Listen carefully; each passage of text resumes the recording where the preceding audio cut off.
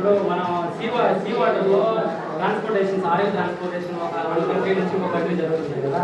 అలాంటప్పుడు ఏదైనా యాక్సిడెంట్ జరిగినప్పుడు ఆయిల్ అంతా సీలో కలిసిపోతుంది. అప్పుడు ఆ ఆయిల్ సపరేషన్ చేయడానికి ఎక్స్పెరిమెంట్ చాలా యూజ్ అవుతుంది. సీ వాటర్ నుంచి ఆయిల్ సపరేషన్ చాలా ఫాస్ట్గా జరుగుతుంది ఈ ఎక్స్పెరిమెంట్.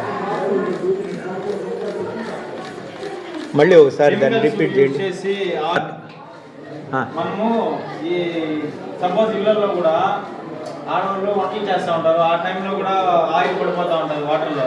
ఆ టైంలో బాధపడుతూ ఉంటారు.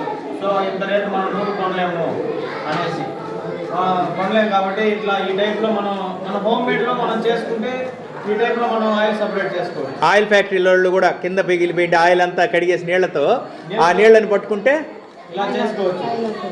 కొంతమంది కెమికల్స్ యూజ్ చేసి ఇట్లా ఆయిల్ సపరేట్ చేస్తూ ఉంటారు. ఆ కెమికల్స్ ఏమి యూజ్ లేకుండా మనం ఈ టైప్లో కూడా చేసుకోవచ్చు. సో ఇక్కడ ఏసీ మోటార్ ఇది పెట్టిండేది డీసీ మోటార్. డీసీ మోటార్ ఒకటి పెట్టినారు. మధ్యలో ఒక పైప్ ఉంది. హలో, ఇక్కడ ఒక నిమిషం చెప్పండి. ఈ మధ్యలో పైప్ ఉంది. దానికి సీడీలు కదా, ఒక 3 సీడీలు బిగించినారు.